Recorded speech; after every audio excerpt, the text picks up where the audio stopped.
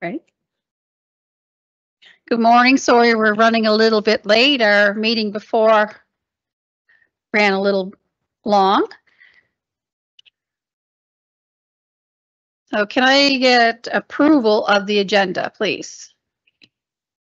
Just one addition, Gordon. There was a misunderstanding with the last item that you have. I had added another item, the FCM election for board of directors.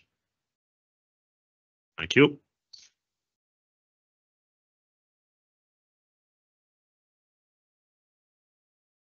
Can I get a motion to accept the minutes or the agenda, please? Oh, sorry. Go ahead.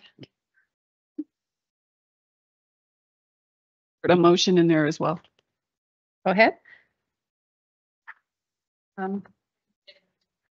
Yeah. The motion is regarding has to do with the frequency and times of our committee of the whole meetings and our council sessions as well. Thank you. Can I now have a motion to accept the agenda with additions? So moved by Councillor Bourne, second.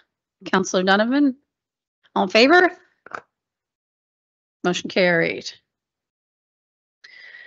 Approval of the March 24th, 2025 council minutes and March 31st, 2025 special council meeting. Oh, thank you there. Okay. Yes, Councillor Kerr cannot be with us today. He sends his regrets. Welcome. Approval of the March 2024 or 24th, 2025 and council minutes of March 31st, 2025 special council meeting. Can I hit the motion to accept the first one? I just had a small, I sent it into Steph. Yeah, thank you. It's moved by Councillor Donovan, second by Councillor or Deputy Warden to approve the March 24th, 2025 minutes. And can we get one for March 31st, 2025 special council? Can I get a motion to accept those? It's moved by Councillor Matheson-Lafort. Can I get a seconder, please? Second. Second by Deputy Warden. All in favor?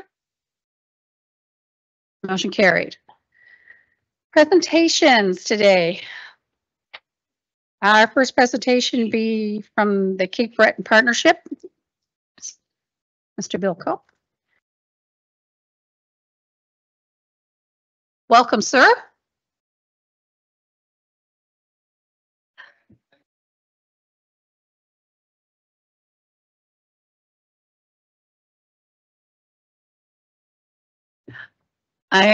Just a few little ground rules here. You have 20 minutes. That's with your presentation. Yeah.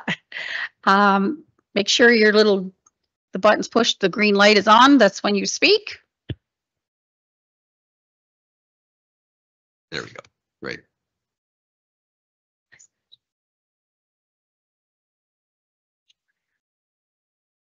Thank you.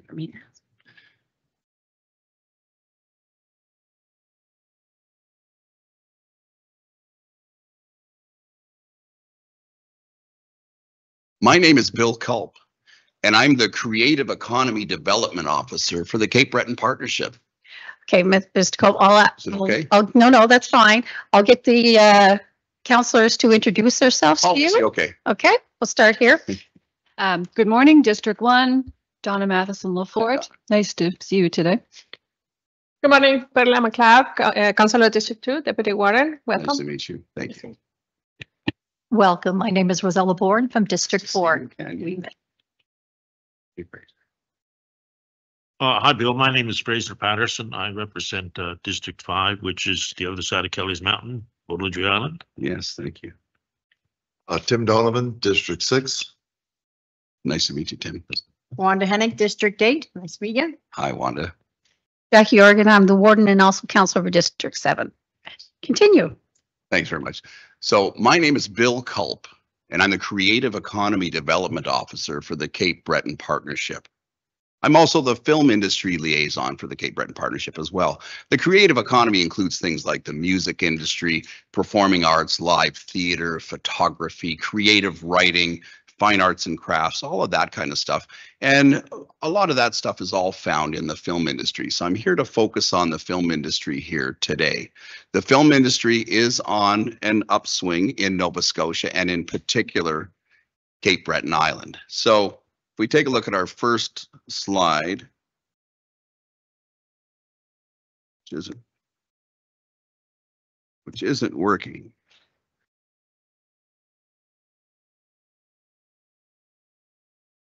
I want to look at the numbers first for the film industry.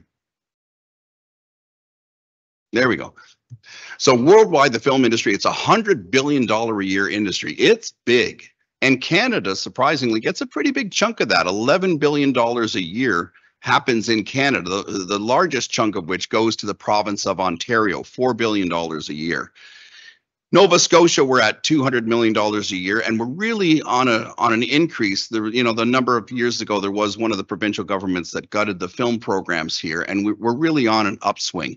And last year here in Cape Breton, we did about $8 million in film revenue. It's pretty incredible, right? We had a big surge in 2024. You wonder what's the reason for that? The biggest single reason was when I took on my role with the Cape Breton Partnership, I started working with the provincial government on creating a location incentive that would target films to be shot in areas other than around Halifax. This approach was done very successfully in Ontario, which has a great province-wide approach to the industry. And so in July 2024, the Premier announced in Lewisburg that there was a program called the Distant Location Incentive, which provides a 10% incentive for productions to shoot here outside of the Halifax core. It had a huge difference. It had an immediate reaction amongst the industry, and we've got quite a bit of interest in the film industry now. The biggest two productions last year, one was called Little Lorraine. Some of you might have heard of it. That was a $5 million production. It starred Sean Astin. Sean was probably best known for his role he was in Lord of the Rings. He was in Stranger Things season 2. He was Winona Ryder's boyfriend. He was in the football movie Rudy. And he was also in the 80s film Goonies, which they're actually making a sequel of. And Sean Astin is in that. So that filmed in Richmond County, and it filmed all over CBRM. And there's also a new History Channel series. It's History Channel USA. And it's Crave TV in Canada, just premiered last week, that's called The Death Coast. It was originally called Shipwreck Kings, and it's called The Death Coast. And it's basically a show where it's based in Lewisburg. There is a little bit of filming in CBRM, but the majority of it is shot out on the ocean where they dive to shipwrecks around Cape Breton Island. There's 25,000 shipwrecks, so there's lots of content. This is season 1. We hope they're getting renewed for season 2. It looks to be a really great show. And tomorrow night, I know a couple of you will be attending, hopefully, the event that's happening at Center 200. They're having a live event, a premiere event. It'll be hosted by the mayor. And it's going to be showing the first episode at Center 200. So I'm really looking forward to that. So that's a significant series as well. And just to give you an idea of the spending for that, I know their hotel bill for the Simon Hotel for the summer was $300,000. So it's real numbers that get spent. Last year, we also had 6 different Bell 5 miniseries. A couple of them were filmed in Victoria County. There was Sea Class, which filmed at various beaches around the island, and Forest Guide, which shot 2 episodes here in Victoria County. There are other new and ongoing projects right now. There's one that's called Asleep at Windows that was filmed in Victoria County in January and February. That's sort of a horror type film, scary movie. North of Smoky is based on, the location, Mount Smoky, or Cape Smoky, and it's a feature film that's in post-production right now. I'm also in negotiations right now with a summer 2025 feature that's hoping to come to Victoria County. It's a $1.5 million budget. It'll be shared shooting locations between CBRM and Victoria County. So fingers crossed on that one. It's a very competitive market, right? We're competing with the North Bays of the world. We're competing with New Mexico. We're competing with Vancouver. We're competing with the UK. So we have to have as many of the pieces in place to get this stuff. And so there's lots of interest, and I'm working hard to keep moving things forward. I want to take a look at some sample film budgets. So just take a look at those. I have been talking to Hallmark about doing a Christmas movie here. It would have a unique plot. This person moves back to their hometown where they find love. But the twist is it's a lobster fisherman. But there's a second twist. The second twist is that the lobster fisherman is a woman. That's the woman in it. I think that's a cool idea, right? So anyways, we're pitching that. If we take a look, The Lighthouse was a feature film that was shot in Yarmouth. That was an $11 million US production. And that was Robert Pattinson, who was in those Twilight movies. My daughter loved those movies. And it also featured Willem Dafoe. So that, you know, just to give you an idea. And then last year, Dartmouth got a series. Dartmouth and Lunenburg mostly got a series called We Were Liars. They haven't launched season 1 yet. That's a $56 million production. So that shot for 4 months. The crew was huge. They struggled trying to meet the crew needs, even there for it, because you know, it was a huge production. But my goal would eventually to get our island here to that level. Right now, we're kind of at the Bell 5 Hallmark TV movies where we can handle that kind of stuff.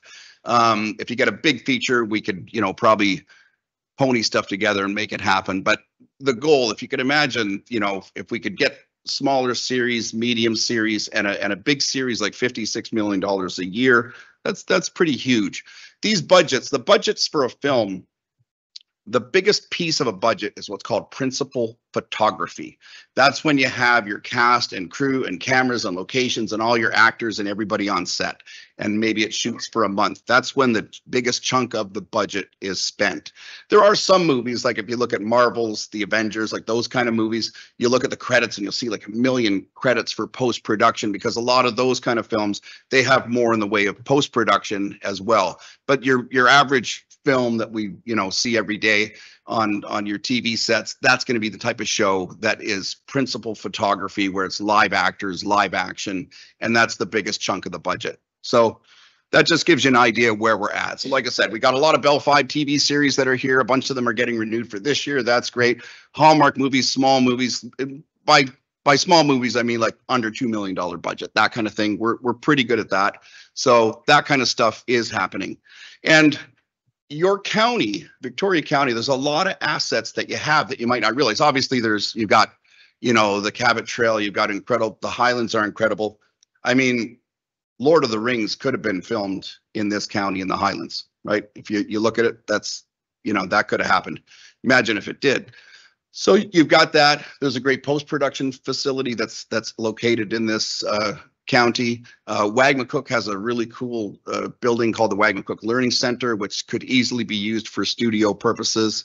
A lot of assets, and we've got one of the best incentives now in the country, thanks to the provincial government. So a lot of good assets, economic benefits, job creation, everything from entry-level jobs to specialized jobs to tradespeople, carpenters, electricians, hair and makeup, all that kind of stuff. There's an incredible, broad, diverse range of jobs that are found in the film industry. There's also creative sector opportunities. There's opportunities for musicians, right? You could be a musician where you're on camera. I've done work like that before. You could have your music featured in a film. I've had stuff like that done before as well. You know, license your music or create a whole soundtrack. There's opportunities for musicians, actors, whether you want to have a spoken part or you want to be what's called a background performer, which is like an extra, you know, where you're sitting in the background, you get paid for the day. There's opportunities that way. Photographers, there's always a stills photographer on every movie. So even if you're just a regular camera person, you can get work on a film set because it's all that stuff is used for promotional stills. So opportunities for visual artists, right? Every set needs a scenic painter, a set decorator, props made, and these are opportunities for people that are in the arts to get involved. right? So it's really, it's cool. It provides so many unique jobs. And with Cape Breton being such a creative place, it's just, it's logical. The local dollar spend is huge. Accommodations are enormous. Like I said, Simon had $300,000 from Death Coast last year. So hotel rooms, food services, catering, restaurants, grocery stores, everything, building supplies, you know, your home hardwares, building supplies is huge. You need all kinds of stuff. Rentals, trailers, tents, tables, chairs, portable generators, portable porta-potties, all that kind of stuff. It needs to be sent. It's kind of like the circus comes to town for a certain number of weeks. They drop X amount of money and then they leave. But then once it's gone, they've created something that could be a boost to your tourism industry. If you Google the terms film tourism, you'll see that there's incredible examples of all over the world of where the film industry, the television industry becomes a popular destination for tourists. So one example that I like to use, if there's a little town called Hope, BC, population 10,000. Hope, BC gets 11,000 visitors a year because they had the original Rambo movie was filmed there. So that was like 40 years ago. So this film starring Sylvester Stallone was shot there 40 years ago, and they still get 11,000 visitors a year. So it's pretty incredible. Or if you look at New Zealand tour numbers for tourism now for Lord of the Rings, it's gigantic, the number of people that go there now because of that. So there is a tremendous opportunity to boost the industry with tourism through the film industry. So Terry and I were just, talking about that prior to this. He's going to be at the Death Coast premiere tomorrow night as well. I think that show is going to be a very exciting show. And I think there's going to be a lot of people that watch that. Even locally, I guess, closer to home, think of The Curse of Oak Island, how successful that's been, right? It's been successful as a show, but holy cow, has it been successful for tourism. So big opportunities there. So lots of economic benefits. What are the big three factors? Why does a production want to come here or to North Bay or wherever they go? Movies aren't only made in Hollywood these days, right? It's a competitive industry. It's a worldwide global industry. So number one, location is important, right? And you have to recognize what you have. You're going to have some stuff you can be, and there's some stuff you can't be. Here we've got incredible outdoor locations, but there's also diversity of location. You could take a small town on this island, and it could be virtually any small town on the eastern coast of the United States. Right? There's diversity of places. You've got an old port city like Sydney. You've got the Highlands. You've got beaches that are sandy, beaches that are rocky. There's a lot of locations here. We're not going to get an episode of CSI filming here because we're never going to be able to double as New York City, but they don't have what we have either. Right? So location that's number one. So when the producers decide, okay, what's the 10 places where we could shoot this? Okay, great. What's the next thing? What's the financial equation when we go there? And the number one thing they always ask is, what's the incentive? Right? They want to know, do you have a local incentive? So now we can do that. I've been doing tours for various movie companies. I've had Disney here, Amazon, Netflix, AMC, Warner Brothers, Sony Pictures, all here over the past 20 months. And it's always the same thing. Wow, we love it. It's beautiful. Last year, actually, I had a bunch of bigwigs here, and we took them on a helicopter ride, and we had lunch at the top of Cape Smoky.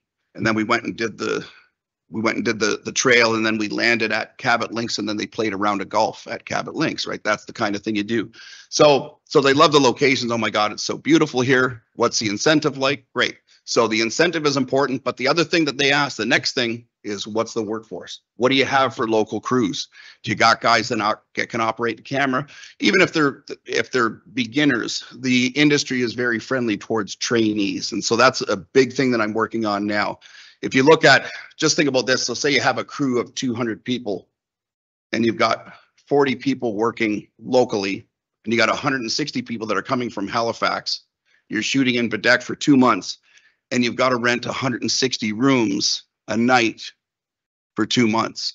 That really adds up to your budget, right? So having the local people that can get on the set, whether it's as a grip or a set decorator, whatever you are, even if you're like a, you know, a third, they have like the leads and then there's the first, second, third. If we can fill up as many positions as we can moving forward, that's what we want to do. The other thing would be ease of operations. When you come here, how tough is it to deal with? Do we have an airport? You know, we have an airport. What's the traffic like? Stuff like that. You know, people are used to shooting in Toronto and they hate it because there's so much traffic. You know, production companies fight over locations. There's stuff like that goes on. You come here, there's none of those headaches. You know, Destination Cape Breton has an accommodations database. So if you're looking to get 50 rooms for, you know, 70 nights, you've got a place that you can call that can help you with that. Ease of operations. The other thing that is critical is having a locations database, right? Again, it's a global marketplace. So think you're a location scout and you're looking for certain locations, specific things, and you're in Los Angeles and you're thinking about coming to Cape Breton. You don't have time to come and, you know, hang out with me for 2 weeks and I'll take you around the island. Although I have done that with a number of movies, but you know, ideally the way that it's done these days, it's done with a locations database. So that's a big factor for making it just easier for people. So I developed a couple of months ago the Futures in Film program. We've had incredible response for it, right? The goal is to develop the local workforce, connect the creative artists, right? The musicians, the actors, and the content creators with the industry, promote local businesses to the film industry, right?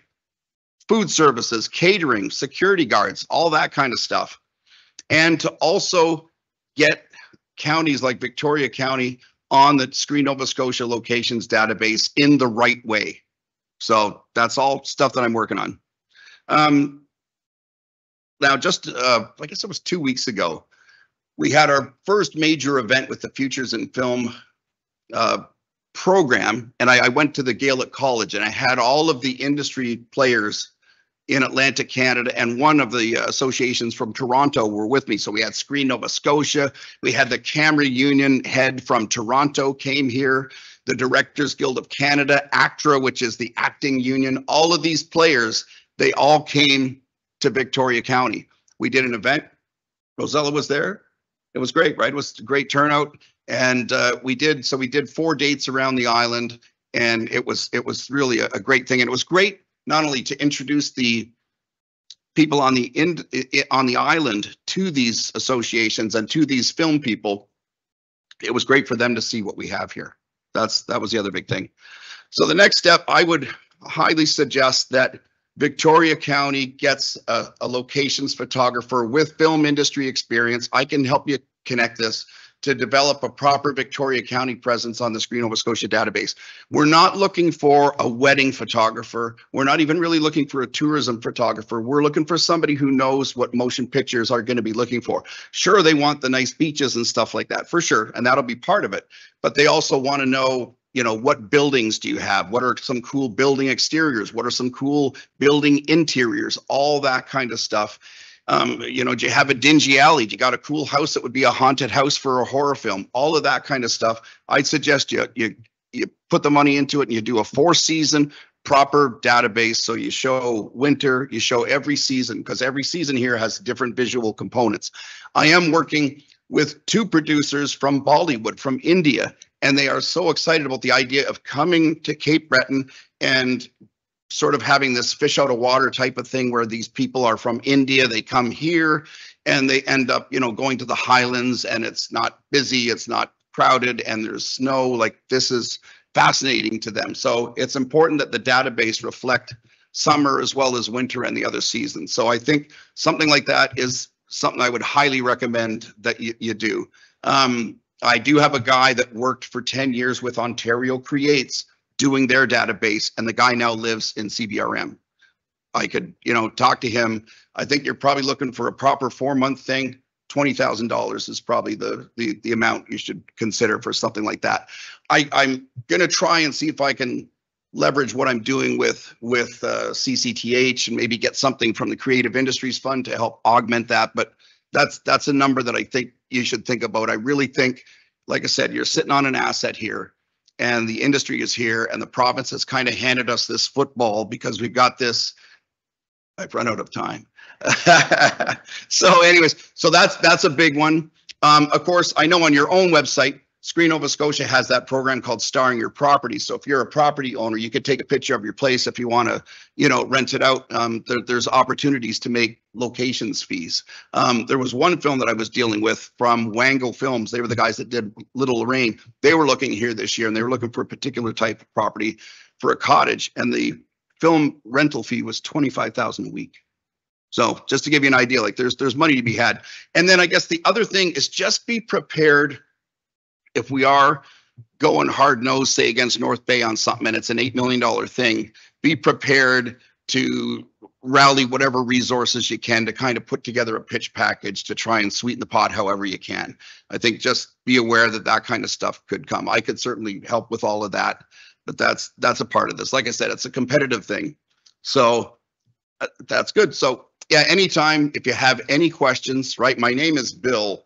I work for the Cape Breton Partnership. It's so easy to get a hold of me, right? Bill at capebretonpartnership.com. So thank you for your time. Thank you. Do we have any quick questions? Councillor Bourne? I'll just make it very quick. It was an excellent presentation, but Thanks. with attending the session at the Gaelic College, it was very informative. The only question that I have is there any other municipality in Cape Breton that already has worked on this 4-season database? Not yet. No, this was the first 4-season pitch I've done. But I think it's got to be done everywhere on the island. Like we have to realize that, you know, even like Little Rain, like it filmed in Richmond and it filmed in CBRM. There's, you know, multiple locations. So I think everybody needs to be in on this. So, but you guys are the first, yeah. Thank you. Councillor Patterson? Thank you, Warden. Just quickly, Bill, just a short story. Sitting around this table for a number of years, our first concern was out-migration. Our young people were leaving, you know, we were an aging population. Yep. This is a whole breath of fresh air. And I know a person, a friend of mine, who works on a TV show, a prominent TV show from Big Bordeaux. Cool. You know, Yeah, so, it's neat. Yeah. like he has high-speed internet. He's able to do most of his work from Big Bordeaux. Wow, that's So cool. it doesn't have to be in Toronto or Hollywood. exactly. With the whole interconnectivity that we have. With So, technology, Yeah. that's a great point. Yeah, the film industry for sure it's a unique industry. I mean, it's gig economy stuff. So you'll be on set for 4 months, then you'll be off. But when you're on there for 4 months, you are working long days. It's not for everybody, but for those who are in it, they love it. You know, it's creative types. It's, you know, it's even jobs like accountants. They have accountants on film sets as well. Like there's lots of great opportunities. It's a cool industry for sure. And I think for the out-migration thing, I think that's a great point. That is something else that I've been doing. I've been going into high schools and talking about the film industry. I'm doing one this week in Mabu. So thank you. Any other questions or? Well, thank you very much for your presentation. Oh, It thank was you very so much. informative. Yeah. So no other questions. Great. Thanks again. Thanks for your time. Parker, thanks for setting this up. Harry, I'll see you tomorrow night. I'm heading to CBRM now to actually talk about the Death Coast thing that you guys are going to be at tomorrow night. So anyways, thanks very much. Thank you. Yeah, appreciate it. Bye-bye.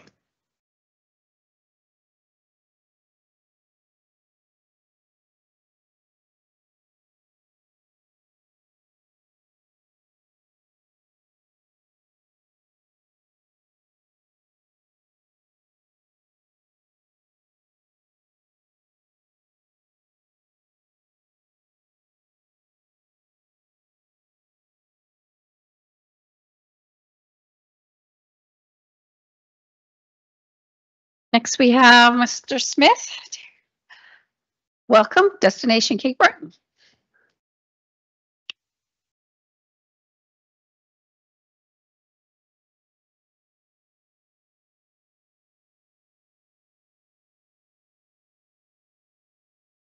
You're an old hat at this, you know all the rules. Welcome. You know all the councillors now. Would you like to be introduced again? Oh, yeah. Go ahead, introduce yourself. Start, Donna. Donna Matheson LaForte from District 1. Nice to meet you. You too. Good morning, Terry. Perla McLeod, District 2, Deputy Warden. Rosella Bourne, District 4. Welcome.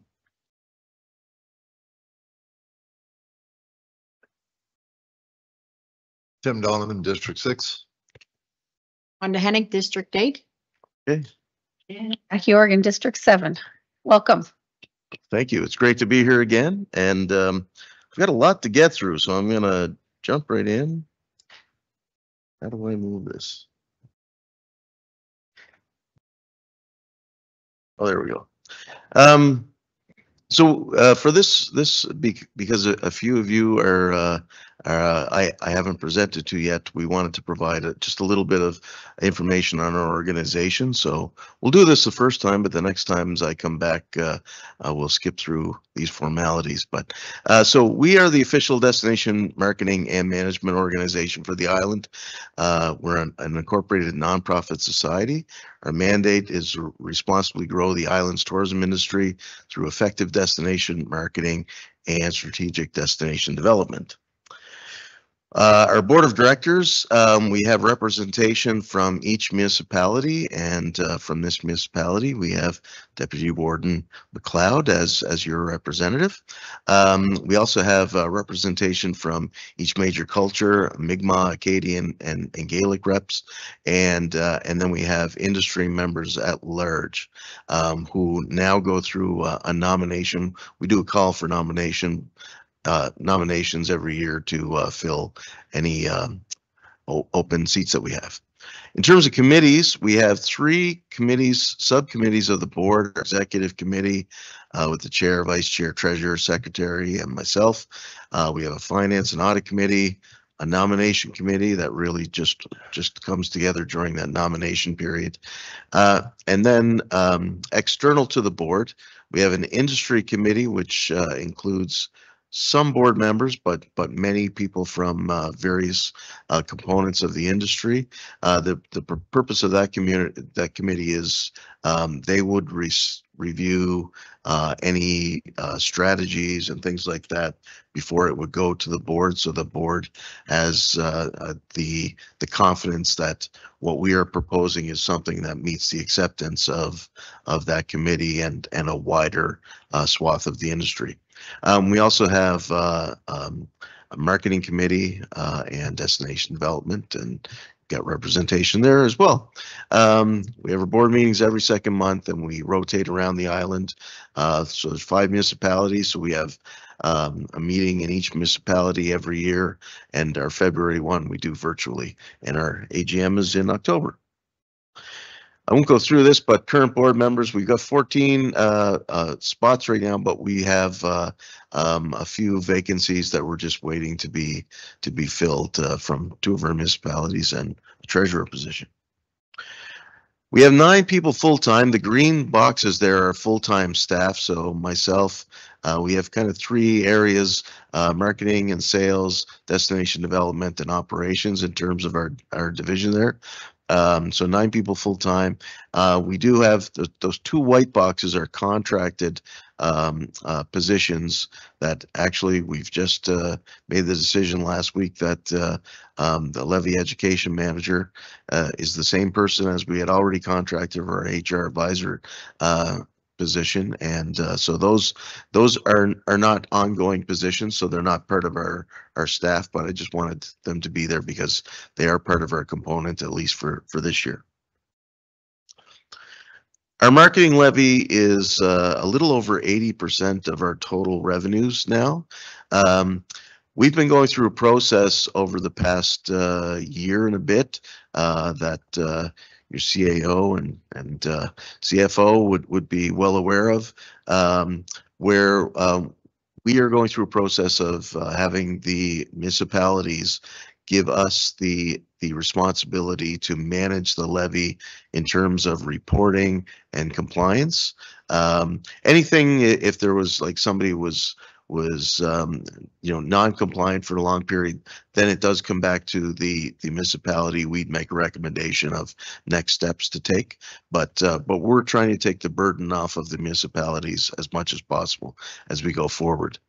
Part of that is a new levy education manager. We think this is going to be a short-term role, but we need to get more of our, because we've as of January 1st last year, we had all registered accommodations now part of the levy, and some of them would be like short-term rental properties. We need to get more of them on board with consistent and proper reporting of the levy. So that's one thing that we're going to be working on over the next year with that position. It's probably something we're not sure exactly how long we will need that position, but until we get the vast majority of operators reporting and remitting consistently, we want to have that in place to work on that.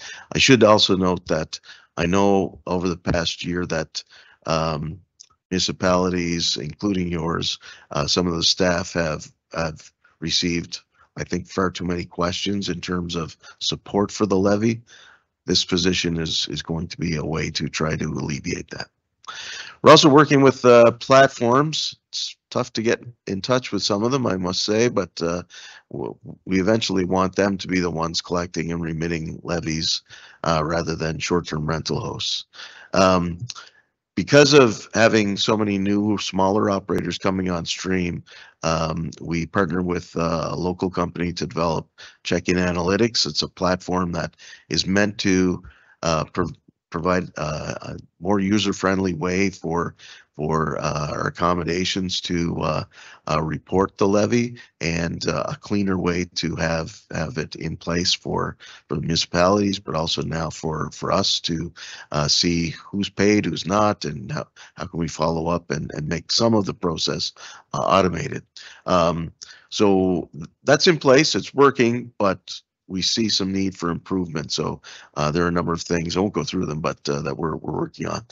We've also, I just wanted to report many requests for online payment options for marketing levies as well.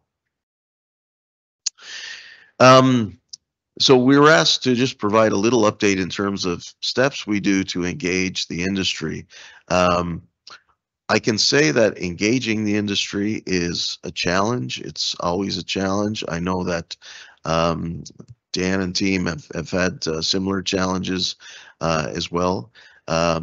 And you know, I don't know if we've come up with a silver bullet yet, but there are some learnings. So we have regular communications. We've got a monthly newsletter that goes out.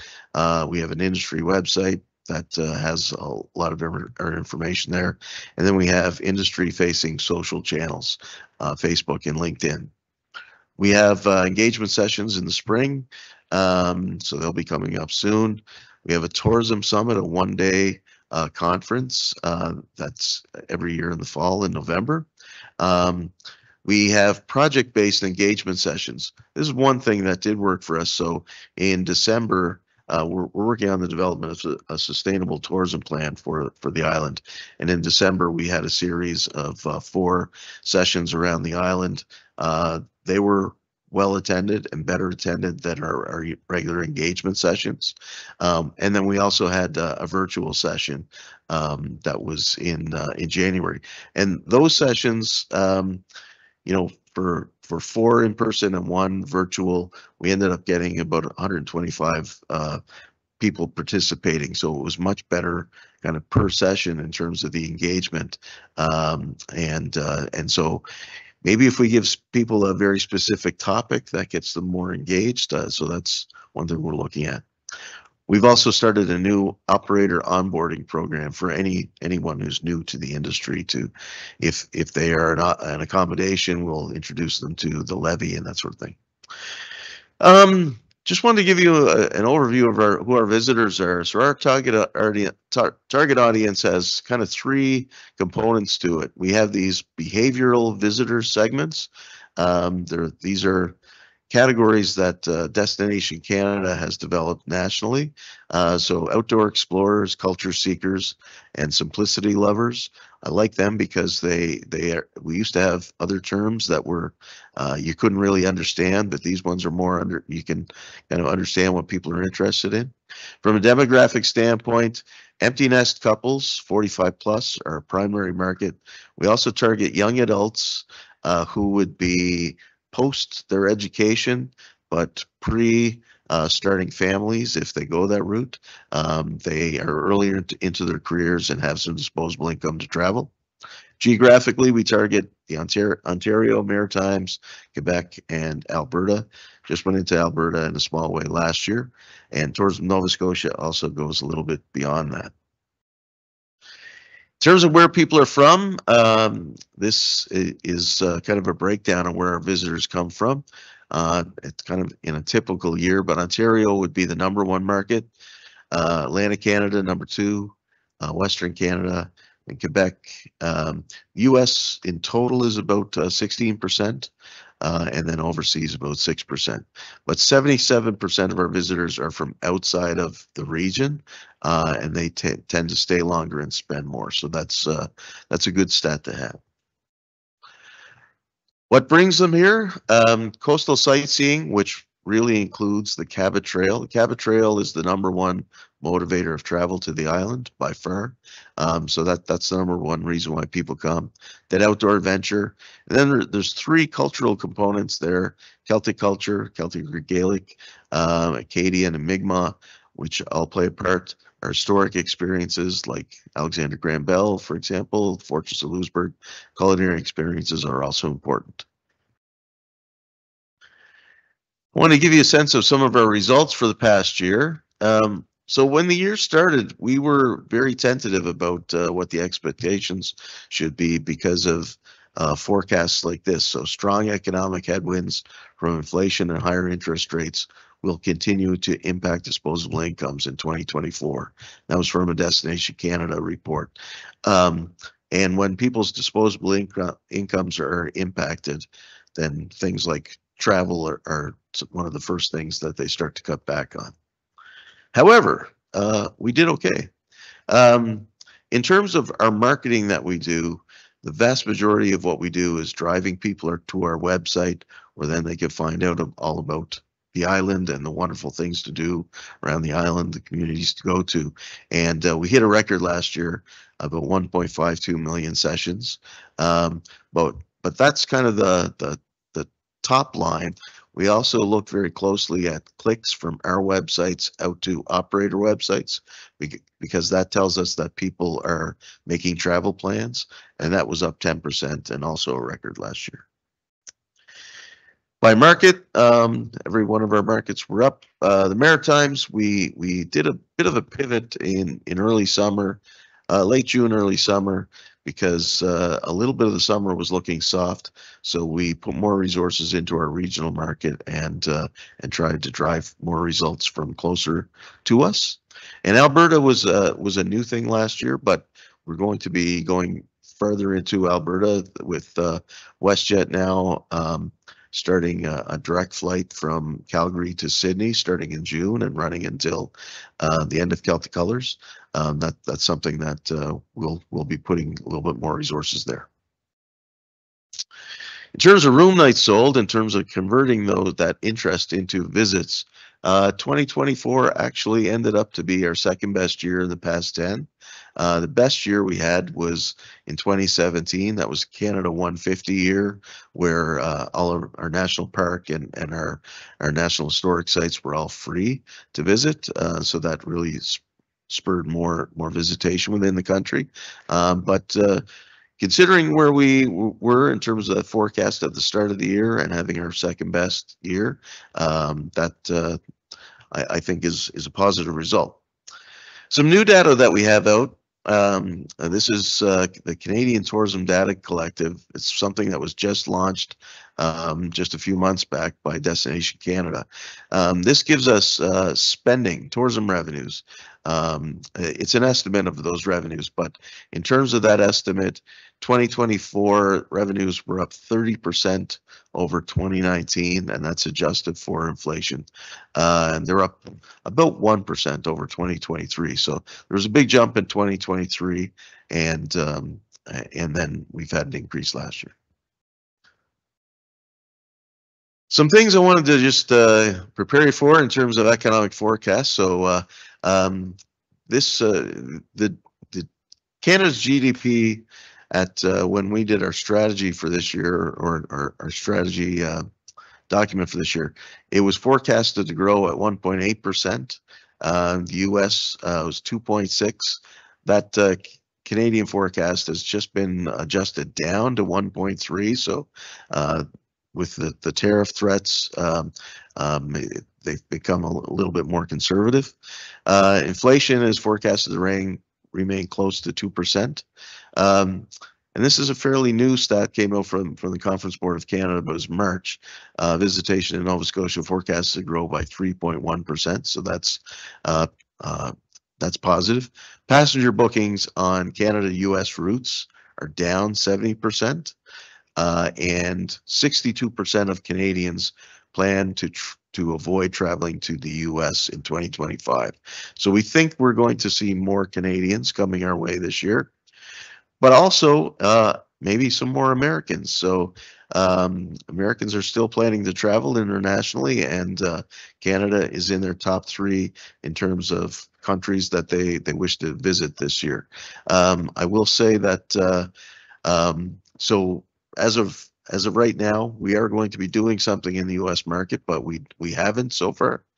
And traffic from Americans to our website this year without us doing anything is up 73%. So Americans are definitely interested in it as well. So we have to make sure that they get a warm welcome when they do come here, though. Just a sense of our strategic priorities for the year. Sorry, that's a duplicate, but one of the things that we're focusing on, and this is Destination Canada is focusing on it as well as Tourism Nova Scotia, is high value guests. People that have a little bit, now these aren't 1%ers, but they are people that have are more affluent, have a little bit more in terms of resources. They have a desire for self-enrichment. They're increasingly conscious around responsible travel, not driven by price. They stay longer and immerse themselves in local cultures, which is great for us, and they respect and celebrate the place and people. So we're going to be following the lead of Destination Canada and Tourism Nova Scotia in doing more to target those folks. Our goals, so last year we released a 3-year strategy, and the goals are the same for this year. Enhance the brand as bucket list destination, responsibly grow visitation levels with an emphasis on shoulder and winter, increase our average length of stay by 1 day, increase the average visitor spend by 10%, elevate the quality of the visitor experience to meet the needs of those high value guests, and become recognized as a truly sustainable and inclusive destination. So I'm going to go through this quickly, but just to emphasize a few highlights. So I've got 2 minutes left. Okay. In terms of enhancing the brand, we launched a campaign last year that we're continuing and adjusting a little bit this year. We're working with our VIC staff across the island on what we're calling a concierge network. We're looking at ways that we can utilize them even in the off season to help people plan their travel before they get here. So hopefully we can help educate them that they need to spend a week or more on the island. 2IC approach to brand building. We're looking at this is something that's going to our board soon for the feedback, but an elders advisory committee, and ensuring alignment with communities and industry. One of the things we want to do is create a lot more new content that meets our needs, but meets the needs of our communities as well. Growing year-round visitation, so expanding our digital marketing program, and I mentioned increasing the investment in that Calgary market with the WestJet flight. Expanding our content marketing program. One of the things we're going to be focusing on is a lot more creation of content, some that we produce, some that we work with our local content creators on, but particularly video. We have a new website that's in development that will be launched in early May, and continuing to work on attracting events. And I just wanted to say thank you to Council for for providing your support behind the bid for the 2028 Winter Special Olympics. We've heard positive feedback. We've just gotten some questions back from them that we have to address, and so we know we're under consideration. So we'll be hoping that that happens. There's an events incubator program that we're also hoping to launch this year that would help develop some more homegrown events, and instead of just trying to attract events, see if we can develop some new events, particularly in shoulder and winter season. We're going to be focusing more on marketing to Francophone audiences, really using AI to do that. We work with many of our performing artists like Natalie McMaster, Bear McNeils, Jimmy Rankin, just did a partner with Jimmy on a tour, and we'll continue to do that. And I'm up. But I'm happy to answer any questions, and we'll make sure we'll send you a copy of the strategy, our priorities document for this year, and you can feel free to get in touch. Any questions? Thank you, sir. Anybody have any questions? Councillor Matheson before. This is just about the marketing levy right now. Correct me if I'm wrong. Is it currently at 3%? 3%, yes. Is that a hidden? Is it like, do consumers are like the ones who provide accommodations, are they required to include the levy as in the breakdown? Yes, yeah. And regarding the 3%, would there be a more ideal amount that you would like? Are you okay with the 3%, or could it always be? Well, I think 3% is partly to be consistent with the rest of the province. So Halifax is at 3%. And there's a few other newer, Yarmouth is at 3%. There's a few other newer levies being developed. They're looking at staying at that same rate. I think it's fine. It was our first year with it this past year. There's some things to iron out, but in terms of a rate, I think it provides resources that are needed for us to do the work that we do without gouging our visitors. So I think that's a good rate to me. Yeah, but you have to weigh it against the sales tax. I mean, our HST is coming down by 1%, so but we won't try to take that back. Thank you for that. Any other questions? Terry, I have a list of questions that I think we'll send out to you. Sure. With the time restraint today, I think I'll get our CAO to send them out to you, and if you could get back to us with all these the answers to us for us. Sure. Yeah, happy to. Any other questions or? That just once the slide where you had the Cabot Trail as the top one motivator for visitors to Cape Breton.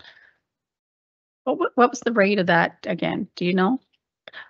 Oh, 86%. 86%? Yeah. We just have a meeting. In terms of the province did a study, now it's 2018, so it's a few years old, but looking at tourism icons across the province, and Cabot Trail was #1. So it's #1 for the province, not just for the island, and #1, like it was a significant #1, put it that way. #2 was quite far behind it. We just have a little meeting afterwards with the Minister of Transportation, so I want to. I've also been in the Minister of Transportation's ear with the Cabot Trail too. So, yeah. Anyways, no other questions. Thanks for coming. Oh, my pleasure. Thank you. Thank you.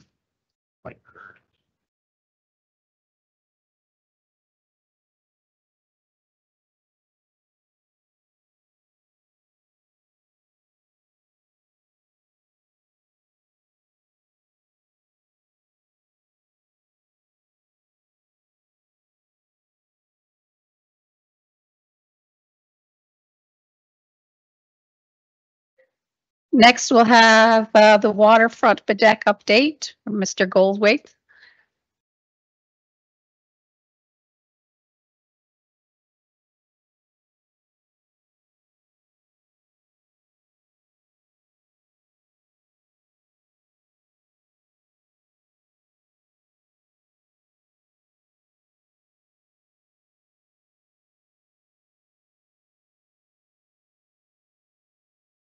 Also, we have Mr. Ross presenting with us.